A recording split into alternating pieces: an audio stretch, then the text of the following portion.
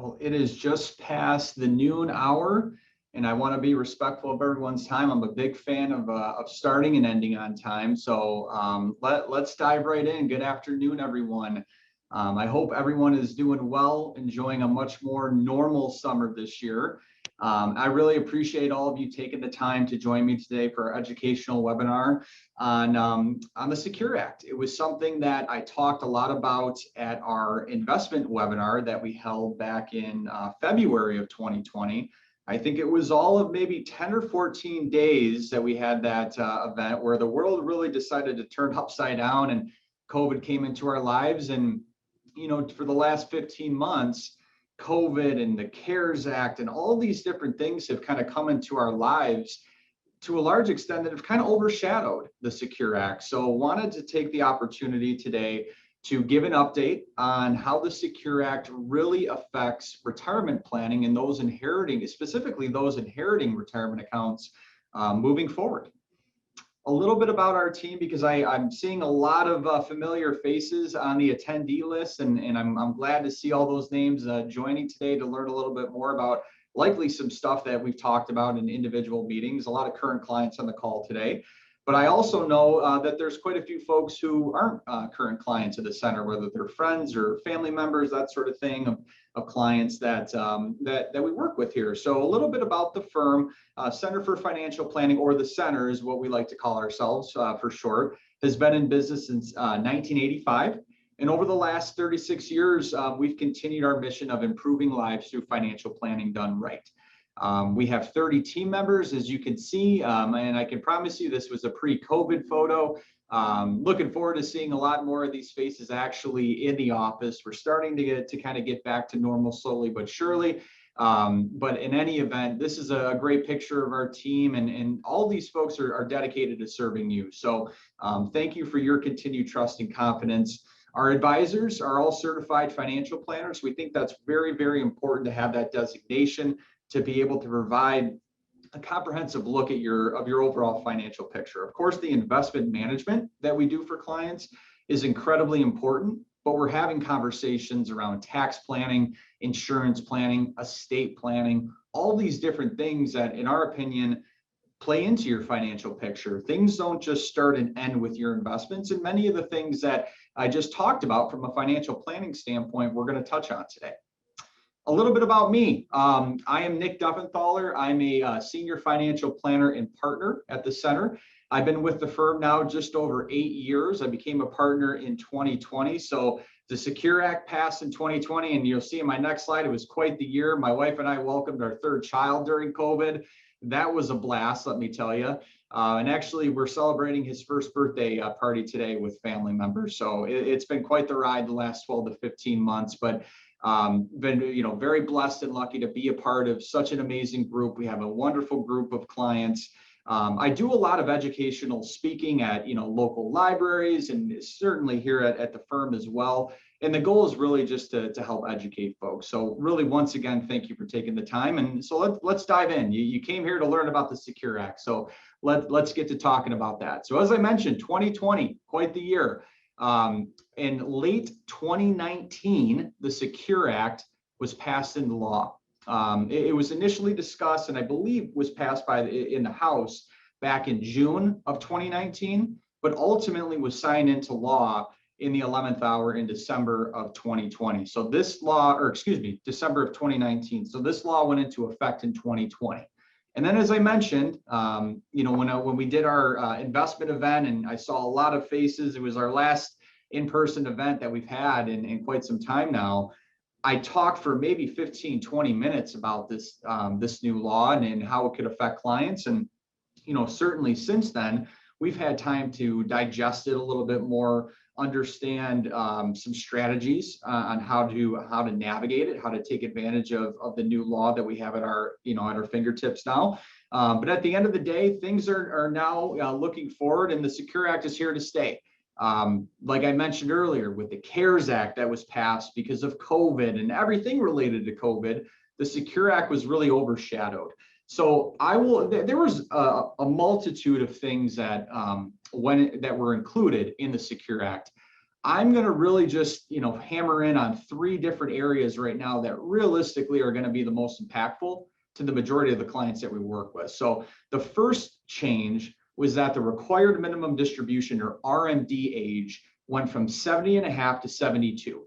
Not that big of a deal. Realistically, it gave you an extra 18 months of tax deferral. That certainly doesn't hurt. But if you need your RMD, it's kind of a moot point, because at the end of the day, if you had to take money out of your IRA to live on, then you kind of needed that money either way. Moving it out to 72 really doesn't do too much for you. That being said, we have a lot of clients who don't actually need their RMD to live on. They have to take it out, of course, or else you're going to face a hefty penalty, 50% to be exact, on the money that you don't end up taking out of the account that you should have. But at the end of the day, RMDs are now out a little bit further. And there's actually talk right now, I'm not going to get too much into it because there's a lot of unknowns, certainly as things start floating through, Washington and whatnot, but a Secure Act 2.0, where RMD ages might go out as far as 75 over the coming years. So we'll see how that shakes out. We're keeping a close eye on that one, but probably a little bit too early to dig into the weeds on the next version of the Secure Act that we might be able to see. Next one being, if you're over the age of 70, you can now make contributions directly to a traditional IRA. Previously, that was not allowed, but you could do that for a Roth IRA. So that was a little bit of a head scratcher. If you were over the age of 70 and you had earned income, you could contribute directly to a Roth IRA, but you could not for a traditional IRA. That has now changed. You can contribute to either or. However, you do have to have earned income to be able to do that. The last one, and the biggest change, and the one that we're going to spend the most time on today, is the inherited IRA overhaul, the death of the stretch. Okay, that's really in our opinion, and those who we follow in the profession that we have a tremendous amount of respect for, that's really the biggest change that's going to impact folks. So let's talk about that a little bit. Stretch IRA was around for a little over 20 years. It was a heck of a planning opportunity and planning tool. So the rug was pulled out a little bit, and sometimes that does happen. Laws change, and here we are talking about ways to navigate it. So that will always come with new laws and new changes, and that's why you have us on your team, to be able to keep you apprised of those changes and let you know how it could affect your situation and how we can maximize the situation that we're in. So prior to 2020, prior to the Secure Act coming into law, you had to take out annual required minimum distributions if you inherited an IRA. Okay, there were some nuances there. So let's say, as an example, if one spouse was 75 years old, as an example, and they sadly passed away and their spouse was 65 years old, that spouse could inherit their IRA. And because the spouse was not yet 70 and a half, because remember, RMDs back then, you had to take them at 70 and a half, the spouse inheriting that account did not actually have to take RMD. So I'm really only talking about, in this particular situation, where clients inherited funds from an account owner other than their spouse. Okay, that's really what we're focusing in on right now. So if I'm the sole beneficiary on my mother's IRA, as an example, and she passed away, and her account balance, was $1 million, and I was age 55 when that occurred, I would have to take out about $35,000, and that's where that second bullet point that I'm getting that example from, about $35,000 from that IRA. Okay, so RMDs apply to those who are over the age of 72 now, just for having a traditional IRA or a 401k, things of that nature.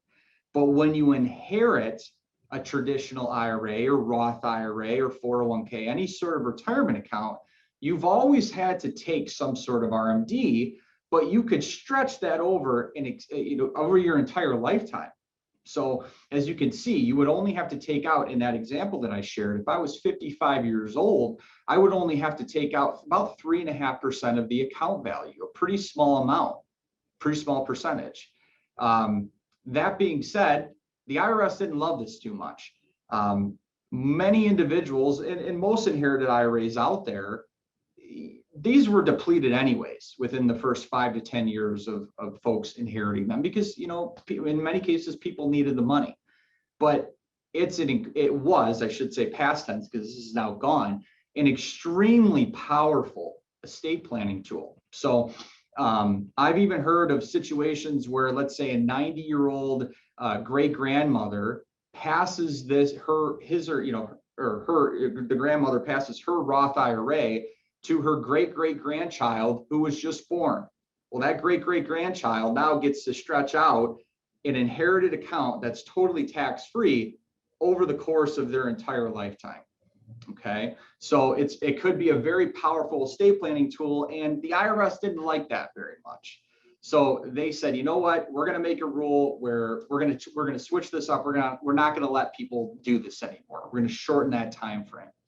If you inherited a retirement account prior to January 1st of 2020, there are no changes for you whatsoever. You are grandfathered into the old rules. You don't really have to worry about this new Secure Act and some of the things that we're going to talk about in a few minutes. The kicker is the individual who you inherited that retirement account from had to have passed away prior to January 1st of 2020. So let's take a look now on what the landscape looks like. Technically, there is no RMD for an inherited account, whether it's an IRA, a Roth, a 401k, or a 403b. There technically is no RMD. That being said, these accounts have to be depleted within 10 years, okay? There are some exceptions, however. If you're a spouse, you are exempt from this rule. You can stretch that out over your entire lifetime, or it could make sense, depending on your situation, to actually roll over your deceased spouse's IRA into your own IRA and treat it as one. Also, some exemptions. If your beneficiary that you're leaving your IRA to is within 10 years of their age, of you, the individual who has passed away, and you're moving this account over to your beneficiary. So as an example, if I want to leave my brother, who's several years younger than me, about 3-4 years younger, leave him my IRA, he could still stretch those distributions out because he's not more than 10 years younger than me, okay? There's some other nuanced rules too that, for the sake of time, we're not really going to dig too deep into the weeds here, but there are some exceptions. Where this really applies to, that we've seen, are children, grandchildren, nieces and nephews, things of that nature, that we're seeing folks inherit wealth, and there's a significant transfer of wealth that's going to occur in the next 10 to 15 years. You have individuals who are in their 30s and 40s who are, going to be inheriting a lot of these sort of accounts, and they're going to have to navigate these things. And that's why, if you looked at the description of this webinar, that's why I really highlight how important tax planning is now for those who are inheriting these sort of accounts. We're going to look at some case studies and things like that here in a few minutes. But the reality is, you now have to deplete these accounts within a 10-year time frame. Now, in many cases, especially if you inherited a pre-tax traditional IRA or 401k, you're not going to want to wait until year 10 to distribute that. Let's say you inherit an traditional pre-tax IRA that's worth $350,000 and you don't touch it for 10 years, it could feasibly double.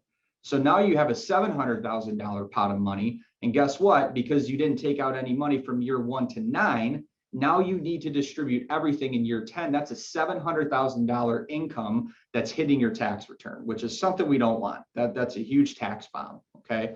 So even though there's technically no RMDs, it will very much make sense in almost every case to take at least something, more than likely, out of that traditional IRA. The exact opposite, in many cases, will likely be true for a Roth IRA. So if you're inheriting a Roth IRA, even though you have to distribute that money out within 10 years, keep in mind the Roth is a tax-free account. So when you take money out of a Roth IRA, when you've inherited one, let's say you take out a $10,000 distribution, that 10 grand has already been taxed. So that 10,000 does not appear on your tax return like it would with a traditional pre-tax 401k or IRA. Okay. So because of that situation, because there are no tax ramifications to that inherited Roth, it very well could, you could make the case to say, I'm going to let this thing grow and I'm not going to touch it one bit because I'm getting tax-free growth on this particular account, and there's not too many accounts out there that offer that. So in that other example, I'll use a $350,000 example again with a Roth IRA. If you don't touch that, that's going to grow completely tax-free to 700. You could liquidate that account in year 10. That 700,000 does not count as income. Okay. So there's some unique planning tools and planning opportunities that we could take a look at depending on which sort of account that you inherit. It's going to depend on the ultimate strategy that we think could make sense year to year on where to pull the money from. So the Tax Cuts and Jobs Act, the reason why I bring this up right here, it's pretty simple. We are living in a historically low tax environment that likely will not be around for long. The Tax Cuts and Jobs Act that was passed into law in late 2017, went into effect in 2018, is here until the end of 2025, at which point they expire unless they're made permanent, which, there's some hoops that would need to be jumped through ultimately in Congress and things of that nature. But our opinion is there's a very strong likelihood that these tax rates go back to where they were at the beginning of 2026. So we've been very proactive with a lot of clients. Of course, not every situation is the same. Financial planning, as I like to say, is never it's not a black and white field. There is no one size fits all with the decisions that we're helping clients make. But we've been doing a lot of partial Roth IRA conversions, seeking out ways to accelerate income in during this time frame where tax rates are lower. Because when you're doing that, you're essentially eliminating the future uncertainty of taxes. Okay. And tax rates are really low right now. A lot of people have lost deductions and things like that, which sometimes can actually result in a slightly higher tax bill. But if we just look at the marginal income tax brackets right now, given the levels of income that they're assigned to, they're really, really low. And so we want to say, okay, well, what can we be doing now to accelerate that income? So how does that relate to the Secure Act? Okay. We want to seek out ways in certain cases, and depending on your family situation and your legacy goals, where we might want to actually draw down those, especially those pre-tax IRAs and 401ks. Because if we don't touch them, or we take out a very small amount, and let's say in your mid 70s, we're having a lot of our clients live well into their 90s now. It's really cool and incredible to see. But these accounts could be growing for another 20 plus years, okay, maybe even longer. So the higher those accounts become, the bigger tax bomb potentially it could create for your beneficiaries who are one day going to inherit those accounts. So how are we getting creative? What are the strategies that we're looking at to navigate this? One, as I alluded to, is the Roth IRA conversion. So let's do a quick recap on this. A Roth IRA conversion, I'm not talking about actually contributing money that maybe you had from earned income and you put $6,000 or $7,000 into a Roth. That's a contribution. This is different from what I'm talking about right now. A conversion is literally taking money from your from your traditional pre-tax IRA and putting it into a Roth IRA. Okay. When that happens, that is a taxable event. You don't get assessed that 10% penalty that you would get if you took the money out of your IRA pre-59.5. But this is still taxable because when you put the money in the traditional IRA or 401k, you got a tax deduction on it. So whether you take that money out to spend or you put it in the Roth, that income is hitting your tax return. Okay. So because tax rates are so low right now, we've been doing a lot of this. This has been exacerbated even more because of the Secure Act. So if we're looking to, over time, draw down your pre-tax IRA and 401k, 403b account assets, where do we want to shift that money? Ideally over to something that's going to grow totally tax-free, that's not going to impact your beneficiaries from a tax standpoint.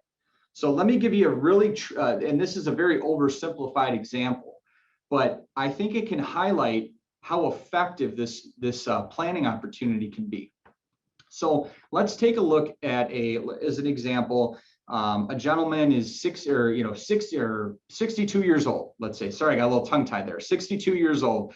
And because of other assets that he's been able to accumulate over the years, he does not need to turn on Social Security until 70. His game plan is to fully delay until it's totally maximized, at which point those benefits will begin at 70. And he's got another 10 years before RMDs kick in at 72.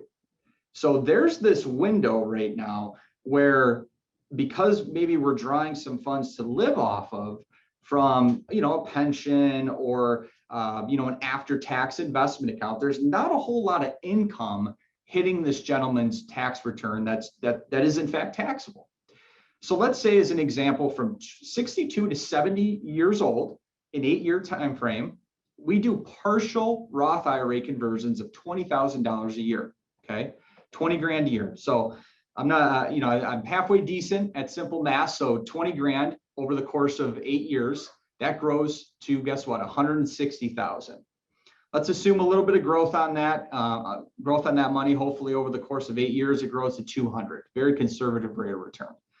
So over that time frame, 20 grand a year converted, total ends up being in the Roth by age 70 of 200,000. Let's also assume that this gentleman, between federal and state taxes, 20% tax rate, blended rate. Let's just keep it simple. So converted 160 times 2, or 0.2, I should say, that's 32 grand in tax. Okay, so $32,000 is what it cost and what we paid to ultimately move that money, that 160, over to the Roth. Well, now, like I said, it's grown to 200, gentleman's age 70. Let's use the rule 72 and assume that if we have about a 7.2% rate of return, that money's going to double in 10 years. So now this gentleman is age 80, and that 200 has now grown to 400. Okay. This gentleman has good health, good health history, I should say, longevity in his family. Let's assume that he lives until 90. That 400 will double again from 80 to 90. Now we're at 800,000. And keep in mind, when you own a normal Roth IRA, not an inherited Roth, but a traditional, normal Roth, as current tax law stands right now, you do not have to take RMDs from that account. So you don't have to tap that one bit. There's just a pure wealth accumulation bucket for many people. So now, as I mentioned, age 90, that Roth IRA doubled again. Now we're at 800,000. All right. Gentleman passes away at age 90, leaves his only daughter as the sole beneficiary. Certainly not within a 10-year age gap, or having some of these other exceptions. She has to take that money out within a 10-year time frame. But she's doing pretty well in her career. She doesn't really need the money. And she knows that if she waits until, a decade from now to tap it, none of that money in the Roth is going to be taxable. Okay. So now let's assume that doubling effect once again. So the money goes from 800 to $1.6 million for the daughter. She takes that out in year 10, completely tax-free. Completely tax-free. So let's do a quick recap of that. A total of 160 converted, paid 32 grand in tax, and we ended up with a $1.6 million bucket of money. It's pretty incredible. So if you take that 32,000 and we divide it by the 1.6 million, that's about a 2% tax rate. And I know that calculation isn't perfect, but it just goes to show you how powerful a Roth conversion over time. You don't have to do your entire account at once. We want to do this over time for a multitude of reasons. But especially, like I said, in our historically low tax environment, and to help draw down those pre-tax IRA values, this could be a great way to do it. One thing that we've been talking a lot about with clients, shifting gears a little bit here, especially after the passage of the Tax Cuts and Jobs Act, is how can we get creative with giving to charity? The Tax Cuts and Jobs Act dramatically lowered tax rates for many people, but it also dramatically increased the standard deduction. So now for a married couple over the age of 65, your standard deduction is actually about $27,000 or $28,000, I believe. So if we add up things like real estate taxes, interest on your mortgage, gifts that you give to charity, and they do not exceed $27,000, you are not getting any sort of economic benefit from giving to charity. So what's another way that we can help drive down those pre-tax IRA assets and also take advantage of still getting a roundabout, what I like to call this qualified charitable distribution or QCD strategy by giving directly from a retirement account, is a roundabout way to still get a tax deduction for your gifts. So how does a QCD work? Let's take a look. You have to be over 70 and a half. So one thing with the Secure Act, even though they pushed out RMD age to 72, the rule or the age parameter for those who can do QCD is still 70 and a half, no change there whatsoever. It's not permitted within a qualified retirement plan, okay? 401k, 403b, or if you're self-employed, a simple IRA or a SEP IRA is an example. This is something we take a close look at, and if a client is getting close to age 70 and a half and they're charitably inclined, we might want to seek out ways where we can move that money from a 401k to an IRA, or from a SEP IRA. If you've been self-employed, let's say you're a realtor and you've been funding a SEP for a very long time, we're going to want to move that money, it's a non-taxable event, into a traditional IRA, which will then qualify you for the QCD. Funds have to go directly to charity. This is critical, and where we see things blow up sometimes for folks if they don't do it right. The money, you cannot take receipt of the money. You can't call us or call your current advisor and say, I want to do the QCD. I want to give $10,000 to, to the Red Cross. They're a 501c3, and send me the 10 grand. And from there, I'll write a check from my personal bank account to the charitable organization. Not going to work. You've disqualified yourself from the QCD. The money literally has to go from your IRA. We have a form that clients sign. There's a check that goes out, and it's cut directly from the IRA to the charity. It's very, very important. Finally, and why this is such a powerful planning tool for those navigating, the new higher standard deduction amounts and ways to reduce those pre-tax IRA assets to navigate the Secure Act and the death of the Stretch IRA, is that the QCD is going to reduce your adjusted gross income when you're in RMD phase, okay? So if you're age 72 and your RMD is $40,000 and you don't really need that money to live off of, let's say, you want to give $10,000 to your church. You give 10,000 of that 40, and guess what? You still have to take 30 out to satisfy that RMD, but it's better than 40 hitting your tax return, okay? And anything that affects your AGI, in most cases, is going to be more powerful than, especially when you're retired, than it would be if it would affect your taxable income. Because your AGI and your taxable income kind of flow together in a certain way. But keep in mind, what are some other things that are based on AGI? How much your Social Security is taxed at, how much you pay in Medicare premium. So if we're reducing your AGI, this potentially could reduce Medicare premiums and also how much you pay on Social Security. AGI is really is a key ingredient in your tax return. So having the QCD, when you're in RMD, in that RMD phase, reduce that critical component on your tax return. It's going to have a trickle down effect in a meaningful way. Getting creative with beneficiary designations, okay?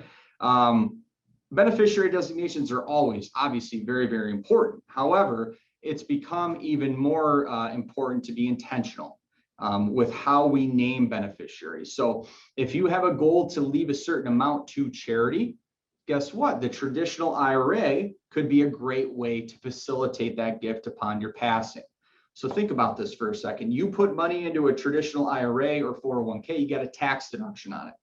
And if you end up leaving $20,000 to your church upon your passing, we want it to come from an account that you never pay tax on, because the remainder, in theory, is going to go to your family. So if you have a mixed bag of different accounts, you have an IRA or Roth, things like that, we don't necessarily want to give that Roth money to charity. We want to give that pre-tax IRA money to charity, because the charity, guess what? They never have to pay tax on that. So it's better off to preserve more of the Roth and more tax advantaged sort of accounts to your beneficiaries. I've also seen people get really creative when they have several kids who are in dramatically different tax brackets, maybe trying to give the children a little bit more, or the children who aren't making as much, adult children who aren't making as much money, give them more of the traditional IRA as opposed to a Roth IRA or other types of accounts, because they're going to be in a very low tax bracket, as opposed to someone who's, let's say, in the 35-40% tax bracket. It's a little bit better, obviously, in their situation to ultimately inherit funds in a tax-free account. So you can get very creative with this. It does require you to make constant changes, but we do have some clients that have very specific and intentional legacy goals, and these are the things that we're looking at for folks. So let's take a look at a case study here. And ultimately, I want to, we've talked a lot about the strategies, okay? But if you're like me, at some point, it's like, okay, Nick, bring it all together for me. I want to see how these things actually play out in the real world. So let's take a look at Tom and Mary. They are retired and clearly loving every second of it. I love this picture. Tom and Mary have 2 adult kids, both in their late 40s, both married, and they have 5 grandkids. Tom and Mary, let's also assume, very active in their church. They want to ultimately give, close to $10,000 a year to their parish. And ideally, if they're able to, make a substantial gift upon their passing of $100,000 to the church. So that's an important goal that they have. Tom and Mary have very strong fixed income sources. They don't really need much from their portfolio. So they're not going to be in that RMD phase for a little bit now. Okay, they don't have to start them until 72. So they got a 4-year window of time before those begin. And so when those RMDs do begin, they have to pay tax on them. But based on their fixed income sources that they have coming in, Social Security and pension, they don't really need a whole lot from their portfolio given the retirement income goals that they have. Okay. So, because they haven't had to tap into their accounts, they saved well over the course of their careers, and they've accumulated about a $1.5 million portfolio. Traditional IRA assets make up the bulk, which is very common for the clients that we work with. That's usually the best place to save. At one time, they had that money in a 401k and they rolled it over to their IRA. The Roth IRA assets are at $200,000, and their total combined, I'm going to say joint after-tax investment accounts assets at about $300,000. That's ultimately how the 1.5 ends up shaking out. Okay. So given their situation, how are we looking at this from a practitioner standpoint? From a technical aspect, what are some of the strategies that we can help Tom and Mary with to ultimately help them achieve their goals that they have in the most tax efficient way possible? I also should have mentioned, they have those philanthropic goals for their church. With their grandkids, they also want to start funding education accounts for them. That's also a very important goal that they have. So let's take a look here. What can we be doing now, especially before those RMDs begin? Because we have this 4-year window before this income from the RMDs is going to be forced upon us, where even though they don't need that money necessarily to live on, they got to take it, and it's going to be taxable. So what can we be doing in the interim? So we crunch the numbers and we decide, what? If we do $50,000 a year in partial Roth IRA conversions for Tom and Mary, that's going to keep them within the 22% tax bracket. And the 22% tax bracket is right around 170, 180,000 of taxable income, I believe, in 2021. Okay. That's an important number. We want to try to keep them in that bracket. All right. One of the main reasons why we want to keep them in that bracket is because we don't want to dramatically increase how much they're paying for Medicare Part B and D premiums. once your modified adjusted gross income goes above about 178,000, I believe it's 178 for 2021, excuse me. If your income level goes over that amount, and it's a 2-year look back on income actually for Medicare, you're going to be paying higher amounts for Medicare Part B and D. The baseline premium is about $148 a month for each person. These can get as high as $500 a month, depending on your income. Medicare Part B and D is a true cliff. Okay, so think of our normal tax code, right? If Tom and Mary go into the 24% bracket, which is the next bracket beyond the 22, by $100, okay, that does not mean that now all of their income is taxed at 24%. It only means that excess, or that $100 more that they got pushed into that new bracket, they're only paying 2% more on that compared to 22 and 24. That's the 2% delta. Medicare, on the other hand, that's a true income cliff. If you have $178,001 on your tax return, you're paying that higher Medicare Part B and D premium amount. So we take a really close look at that for folks to make sure that we're not blowing that up. And if it is coming into play, essentially treating those higher premiums like an additional tax. And that kind of comes into the equation when we're determining if the conversion or other form of income acceleration that we're doing still makes sense. Give me 1 second here. So we're going to go to the retiree couple. And so taking a look at, sorry, I got a little twisted up there on the presentation. Skipped a slide over there. So for Tom and Mary, how are we going to accomplish this? What are we going to do? Okay, we can do a $10,000 gift directly, do the QCD. We're going to do a $10,000 gift each and every year from their IRA to their church. Okay, that's going to reduce their RMD amount. All right. At some point, though, even though we've been doing these conversions, they're still going to have to take an RMD. All right, at age 72, there's nothing we can do about it. All right, it is what it is. So at that time, their projected RMD amount is going to be about $20,000. Okay, so if we withhold 25% in tax to cover federal and state taxes, $15,000 net is ultimately what's going to be left. Because if you remember, even though that RMD amount, that's being reduced by the QCD that we just did, which is another great planning opportunity that we talked a little bit about. Okay.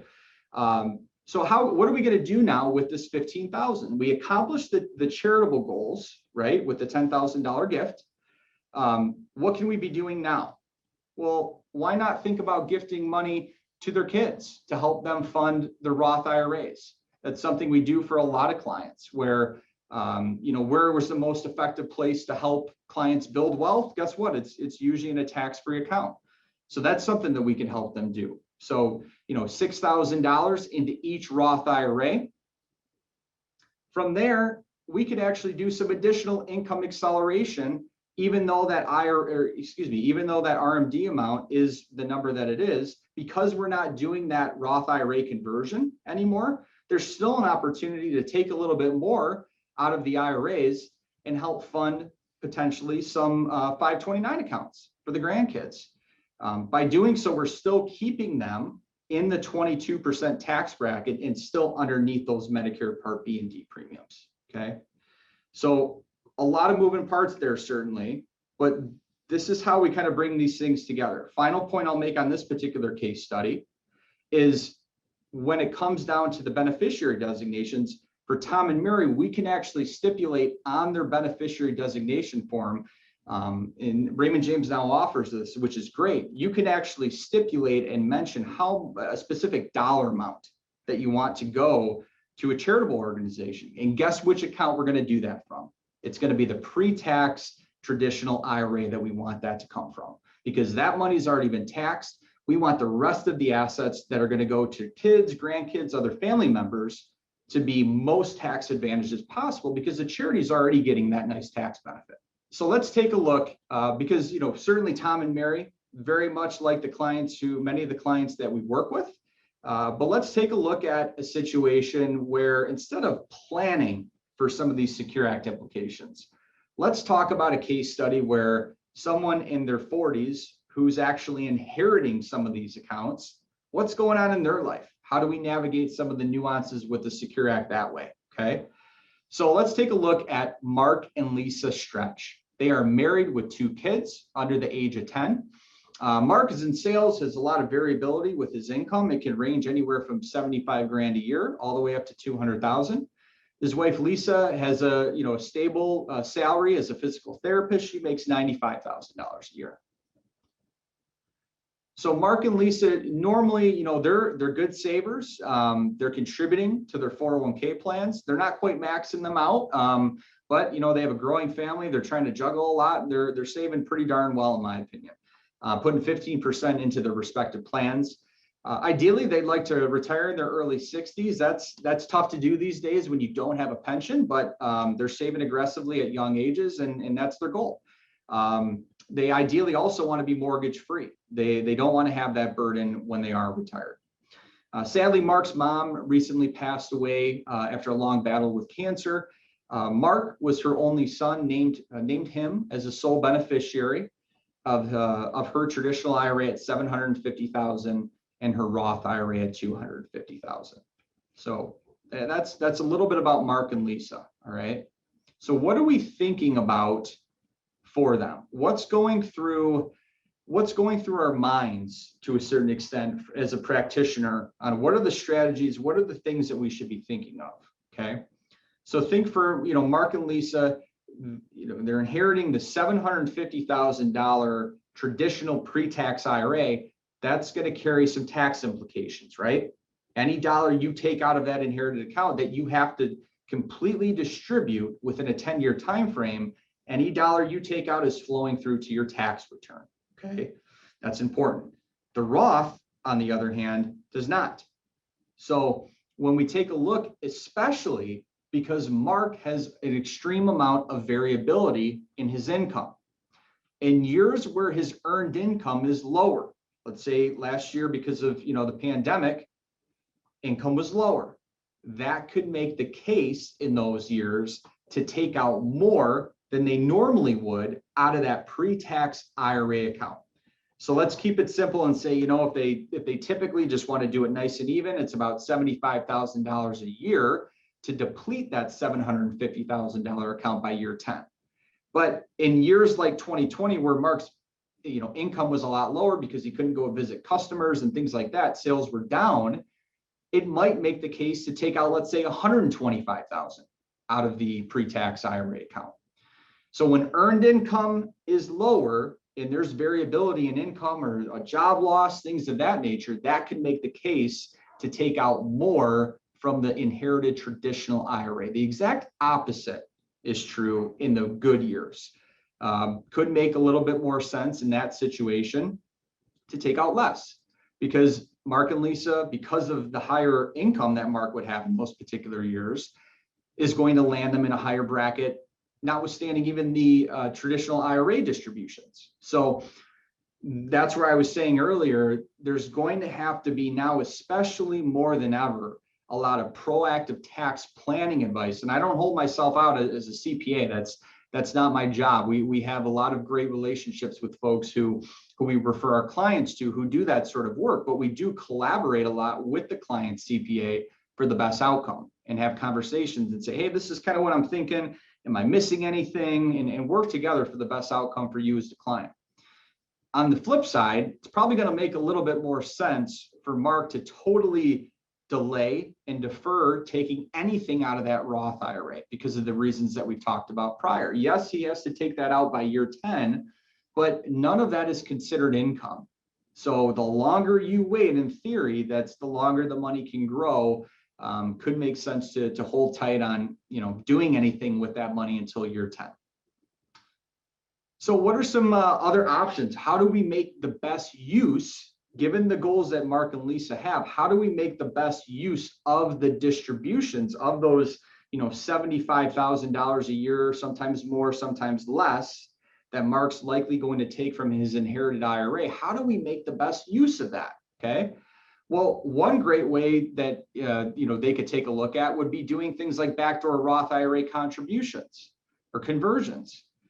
Chances are their income is a little bit too high to make direct contributions to a Roth IRA, but given their situation and their current setup with the retirement accounts that they do own, they can do these things called backdoor Roth IRA contributions and still funnel money into a tax-free account. That's one great way that they could do it.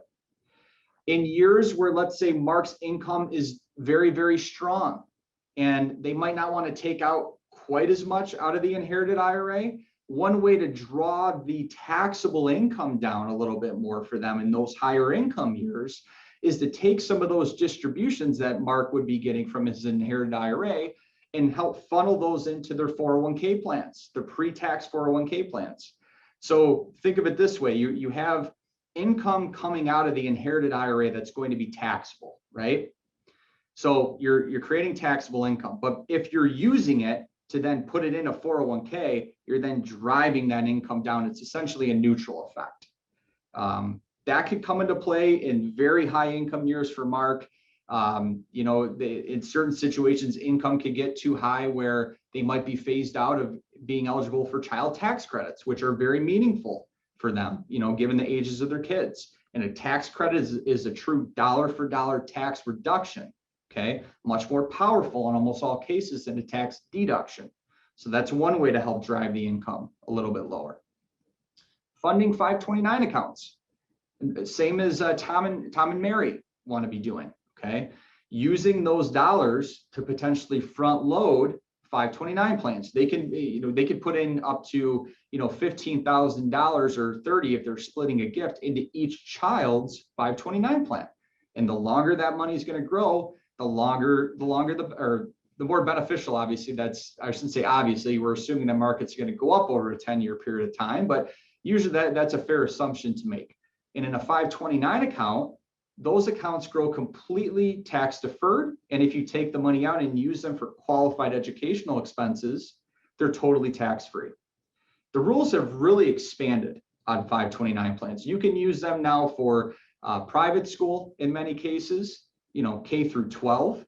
You can use them for many, many different trade schools. A lot of flexibility. If one child doesn't use a 529, you can assign it to another child. You can actually assign yourself as the owner. Awesome accounts that offer a tremendous amount of flexibility. The fourth option too is to start making additional payments on their mortgage, given their goal of being debt-free by age 60.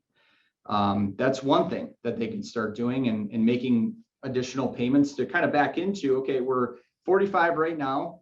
How much extra do we have to pay to be completely debt-free by 60?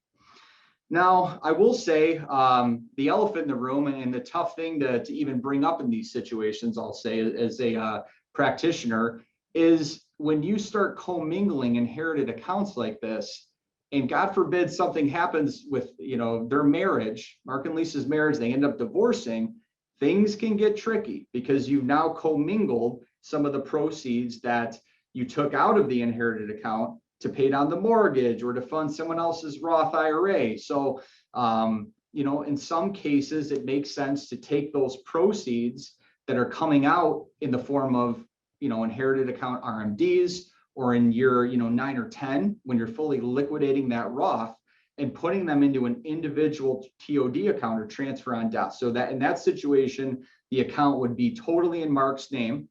He can name his wife as the beneficiary. But if something happens with their marriage, which sadly it happens to about 50% of couples out there, there's a good chance that Mark would still keep those proceeds and it would not be included in the marital estate. Now, I am not an attorney.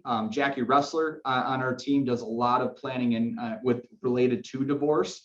She could probably go into the weeds a lot more on that particular topic than I would, but it's a consideration that we just need to be aware of. So.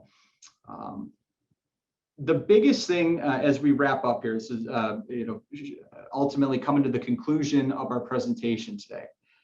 It's so key, as you've seen, just from going through all these different strategies and how do we bring them together in these case studies to create a plan. And a plan is not one that is set in stone. We've had to tweak and make adjustments to these sort of retirement income gifting plans more than I ever thought we would have over the last, several years, between the Tax Cuts and Jobs Act, the Secure Act, the CARES Act, which told us we didn't have to take RMDs for clients last year. There has been a lot of changes. But if we don't have somewhat of a foundation on what the goal is, it's tough to do that. And unfortunately, if you're banking on your CPA to help you do this sort of planning work, it's wishful thinking, and that's not to the CPA's fault. I mean, they're getting your documentation likely in February or March, and they're accounting. A CPA is a certified public accountant. They're accounting for what happened in the previous year. They're not usually, giving advice to clients throughout the year on how to proactively take advantage of these strategies. Now, we work with several who do take that approach, and that's why we like to refer our clients to them. And they're very collaborative, and they'll have conversations with us, especially near year end, to make quality decisions. The final point that I'll make is when the professionals on your team are all communicating and working together, you get better results as the client. So I apologize for going over time, I think by about 5 minutes. I thank you very much for sitting through this webinar, and I hope you found it very helpful.